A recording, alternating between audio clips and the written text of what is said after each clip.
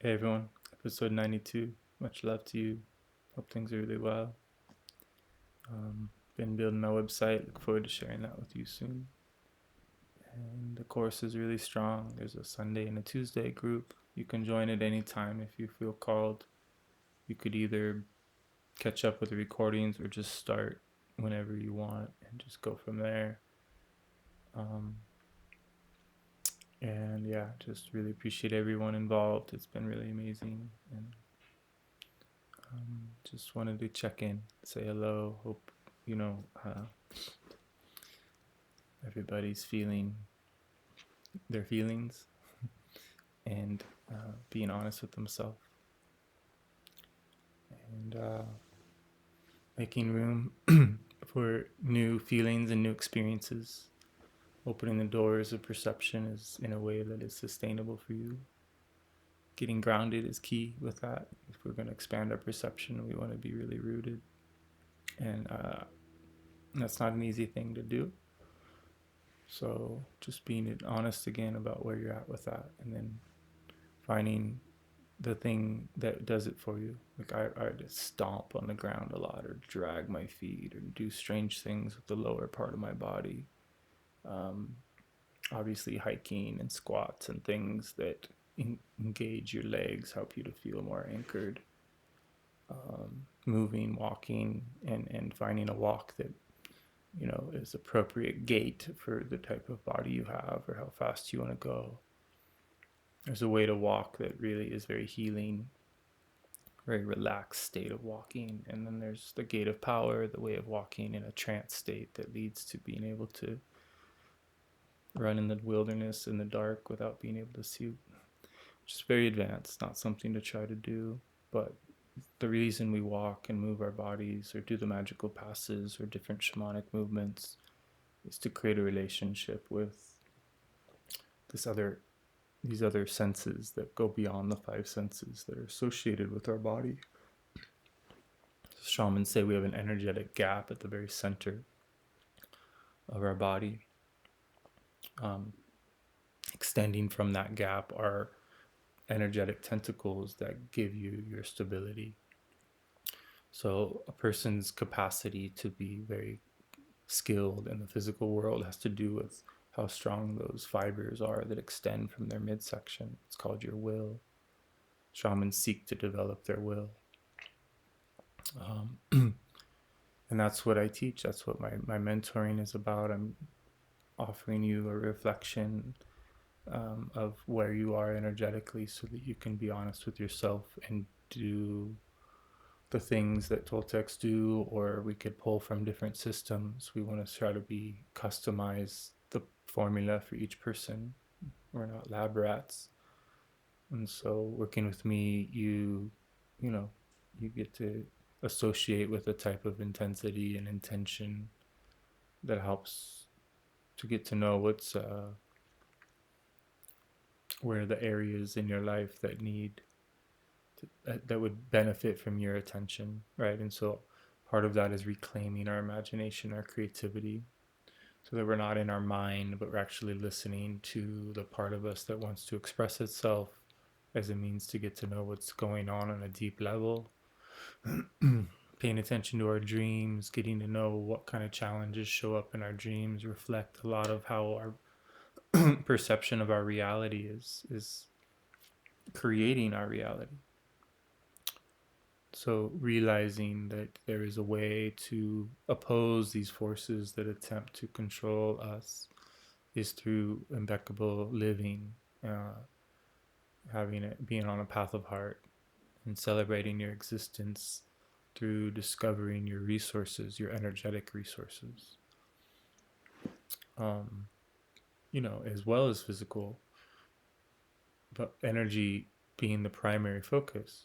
So internal power, listening to your body as to how it wants to be developed, training for the old man, preparing yourself to be able to handle all stages of life, and saving the energy necessary to have a really long, magical, beautiful experience. And that's, you develop what's Toltecs call a proper tonal. You clean the island of your tonal and make room for the abstract to come in, and you start to have a magical experience, something that's abstract, uh, outside of the hypnosis, something that has a flow to it that comes directly from source rather than like the filters. But ultimately, we're all being influenced by this force that is higher on the food chain than us. It doesn't go away. Even Don Juan said, it stays with you all the time. It's just that you refine your ability to listen to your natural mind rather than let that influential foreign installation uh, program you any further. So, he and others became free of the programming enough to be able to travel into other worlds. So that's significant in and of itself. And yet the programming remains. That's how severe of a situation it is, uh, which isn't a negative thing. It's just like being in a jungle and surviving as long as possible. We get to create a reality in which we can intend for a really long life. Our perception determines more than we realize, and then uh, that discovery leads to a lot of trust, and then you in order to sort of have access to your future self, as it's informing you of what's coming, and it guides you as to how to respond to certain situations. It definitely offers a reflection as to, you know what your priorities will need to be in order to become the person that you are being called to. And the more you're honest with yourself about that, you'll start taking really good care of your time and energy. So, time, although it is an illusion, is still, we still dance within the linear and the non-linear, and we only have so much energy before we exit this realm. How we use that energy and how we go back and get all the energy that we've left in our past so that we can be fully aware, discover the totality of our being, right? So shamans say that you're born with the totality of your being and then you die with it, but in between there's a forgetting that's like like an amnesia almost, where we behave as if we are immortal even though we're mortal, and that behavior creates a mood that is of unconsciousness. It's only death that brings in that consciousness. Otherwise, you end up operating on autopilot and doing things out of the patterns that you were given, through your early experiences. And so we want to free ourselves from those patternings, look at our blueprint, get to know what's possible. Reading Castaneda is one powerful way to get to know what's possible. Um, or training in my course, learning these variety of shamanic movements, learning how to recapitulate effectively in a variety of ways. Um, and then, yeah, saving enough energy to be able to do some interesting things in your dream time, which, allows you to become in love with and fascinated with energy in a way that most people don't even know exists. And then that heals you from having to pay so much attention. You start getting less distracted by what's going on in the world, and you start creating a world of love and affection within your life. And then people and experiences come into your life that guide you toward a path of heart and a world of purpose. It can be really difficult to go from where one is to where one's going, but that just represents all the more potential. The more challenging, the higher risk, the higher reward. And we were all given these opportunities because of how powerful we are. My elder would say, spirit doesn't give you anything that you can't handle. And if you don't use your medicine, it will turn on you. It's kind of fear-based, and it's not how I would say it exactly, but you do want to honor the gifts that you were given. I could easily just be doing really well in the construction world and apply my intention there. But there's other people that can do that. But I don't know anybody else that can do what I'm doing here. I'm offering something really rare because I've had a really weird life in which I met some really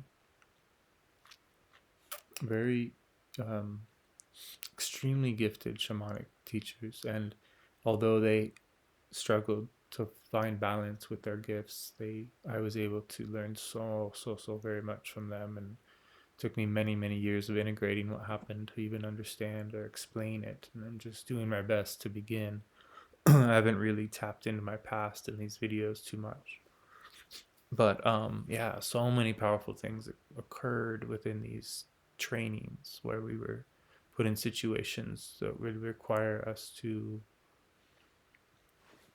feel feelings and move through intensities that most people wouldn't tolerate. Like watch a lot of people walk away because of how confronting it is to be amongst powerful people doing powerful things, like being in the wilderness all night, learning how to gaze at the shadows of the moonlight and all the different powers that are available to witness and the entities of the night. We would spend lots and lots and lots and lots of time in the forest. And it changes you. You go to that edge, that twilight edge, where you can cross over into these other layers. And it's really incredible feeling for your perception to be able to hang out there more and more. And as the fear becomes less and less, you learn to control your fear. You learn to have, you learn to really value how much it wakes you up to have these experiences.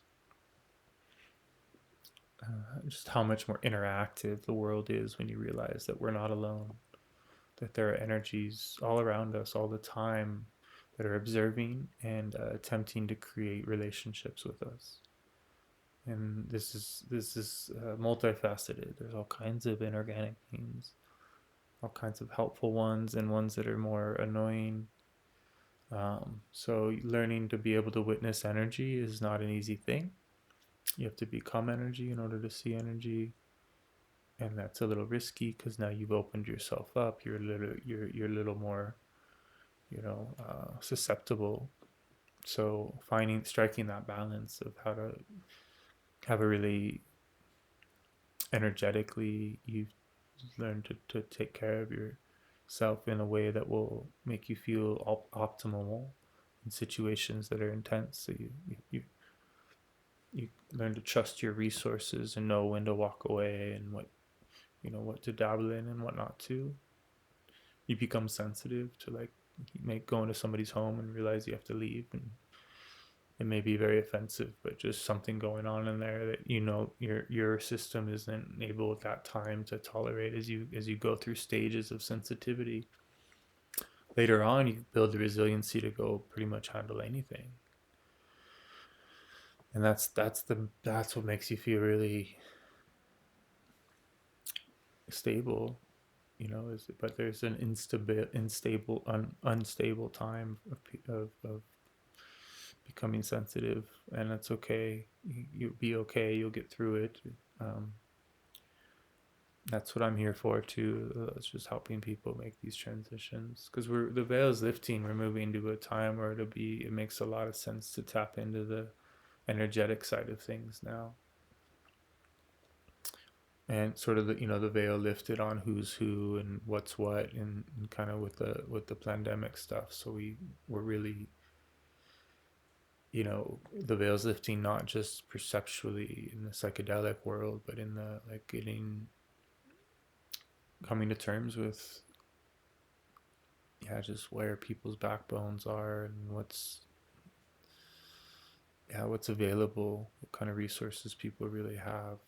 And so changed everything, right? It creates an opportunity for us to refine and adjust our boundaries and get clear on, who and what kind of communities we want to be associated with. And um, yeah, so in my course we work on wolf pack stuff, like how does it feel to be in a group that's supporting? How does it feel to be the leader? How does it feel to be the scout, what kind of challenges come up, and can we all work together, in these online groups to face ourselves, like to be a circle of mirrors and really communicate any experiences we've had in the past that were triggering around community, and also talk about times where we felt really supported, and just recapitulate those feelings together has a really powerful effect. And so we're becoming a wolf pack, and we're talking about times in our lives where we've had opportunities, and you know um, it puts a lot of things in perspective. I've been a lone wolf, but a lone wolf, eventually is a dead wolf if that wolf doesn't learn to work in a social setting. So part of the shamanic training is learning to be with people.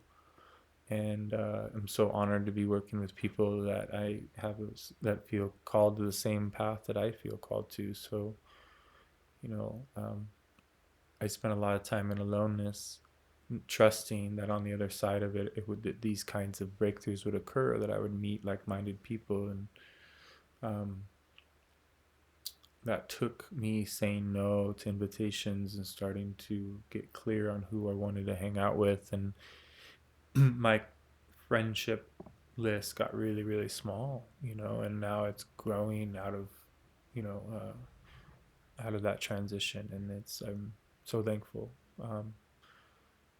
It's just a testament to that trust process. Often people keep friendships going that aren't serving them, and then the universe is observing that, and it isn't going to send somebody new if you're upholding relationships that are draining you, because your energy is so important to the whole.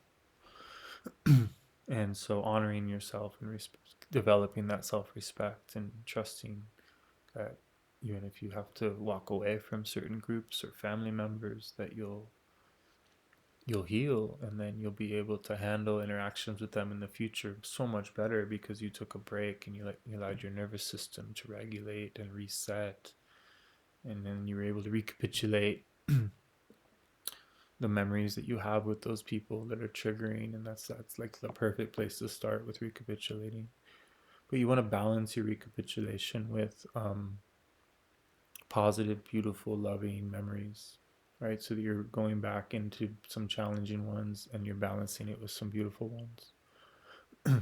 Don Juan would say in the books that this is a world of terror and beauty, and the beauty balances the terror, right? And so if it wasn't for the terror, we wouldn't reach the levels of beauty that we're almost forced to discover in order to just reach the level of gratitude that will allow for the guidance to flow in the way that it does. And that's a key piece here, is that it's gratitude that changes everything. Everything is affected by how your affection and appreciation is being expressed. You can feel it when somebody drops in to the prayer state and they're really in gratitude, and how what kind of energy the energy that comes close to listen. So there's a way of prayer that is in alignment. It's just that word is taken on a concept of sort of like worship, and rather than worship, I believe in honoring. It's totally different energy. Um, but in a massive, beautiful transition, we've been removed.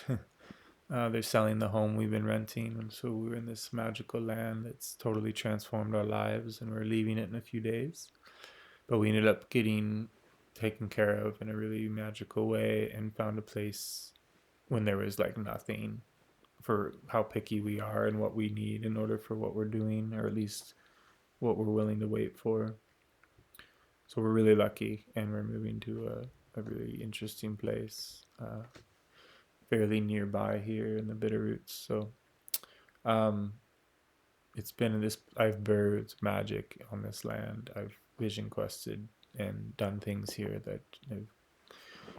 where I've created a relationship with this land that's really magical. And I think my dreaming experiences were so strong. I just didn't think we would be able to get pushed out because of the bond that happened. But now I'm starting to realize how, like things are expedited.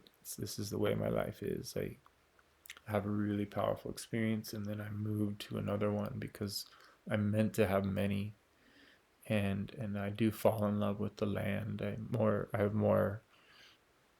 I miss land. I don't miss people, and so I miss Alaska. I miss places that I've had really magical experiences. And being pushed off of this property is significant. It's a trippy one, but I'll be able to come back here in dream time. I mean, it's captured in my cells, because I spend so much time in silence here. And that's what's so beautiful about the recapitulation is every moment you've had in pure silence is available to return to and hang out in. And that will build the energy for you to be able to recapitulate more. So it's like a loop. It's self-feeding. It spirals you, both down into the earth and up into the sun. Shamans say we are pieces of the sun, right? So we want to shine. We want to let our light get really bright and celebrate our existence through dance or singing or hiking or lucid dreaming. Just becoming lucid in this dream. You don't even have to go to sleep to do lucid dreaming. You can just tap into that in between space and start to sort of learn how to not fall asleep while you're in that slumber, and then like get up while you're in it and stay in that trance and move around. Let your body shake or express any energy that's stagnant that needs to move. You'll feel amazing. Um, you know, that's what we do in the course is we do movements together that I'm guided to present, and then I teach forms that I was taught, and we'll move into some more. And when we do the in-person workshop in September, most likely in Montana, um, we'll go into a deeper level of all this work. And yeah, I encourage you to reach out. I'll be sharing my website online here, and you guys could sign up for anything you might be interested in if called. Rachel and I will be doing some offerings as well, and there's some other opportunities that'll be presented eventually. I look forward to Music and Sky. I really hope you guys can find a way to make it over there. It'll be a really cool way for everybody to get together. In Mendocino, June 20th through the 24th. I'll be sharing in the Shakti Lounge on the Saturday evening around 8-ish, I think. And yeah, just the amount of energy that's building for that, and just getting back over to the coast area is going to be amazing. A little journey for me. It's really stoked to be part of that. Bummed that Jason got pushed out.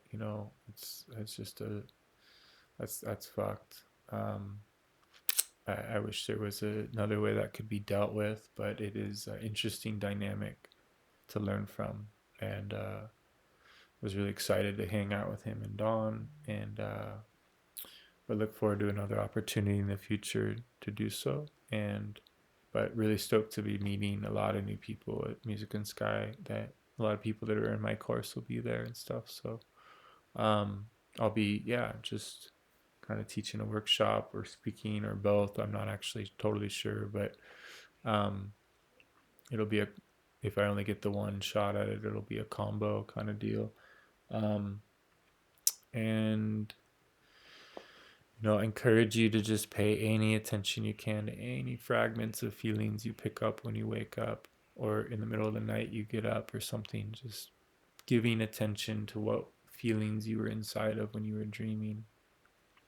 It just creates a relationship and a communication between just the potential to learn to use dreams as turning ordinary dreams into a magical avenue of travel. being able to glimpse and witness things, art, sacred geometry, being shown symbolism, or like even music or sound. It's just this, like Beethoven would hear, like they say that these people who really channel these incredible songs, it's not like they made them up. Imagination is, it's a place, it's the image, it's getting access to the second attention and going inside of it and coming out having experienced something and then presenting it to the world. And so that's, the movements are that way. A lot of powerful music is that way. Poetry. Don Juan would have Carlos read him poetry all the time, but he would have him stop usually about after the first couple lines, because he said everybody sort of indulges beyond the potency of like the part that really stings. We want it to jolt us and sting and hit us on a level that prepares us for greater levels of sadness and joy. Having passion for the arts, being open to how they move you, and really being honest with what does it for you, and then bringing that into your life somehow.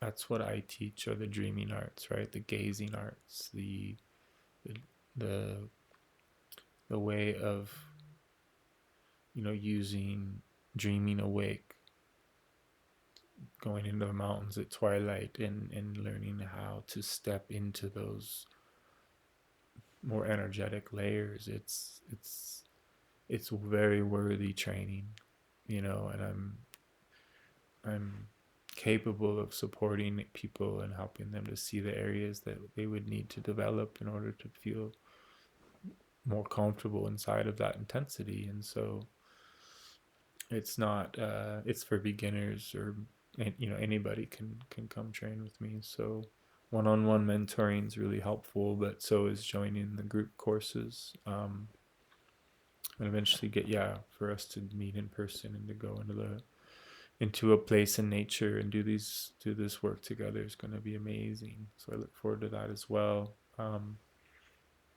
Much love, friends. I hope your days are as strong as they can be, and that you are accepting of the obstacle course that has been presented to you, and that you learn to navigate it as effectively as possible and fall in love with your existence more and more. Take care.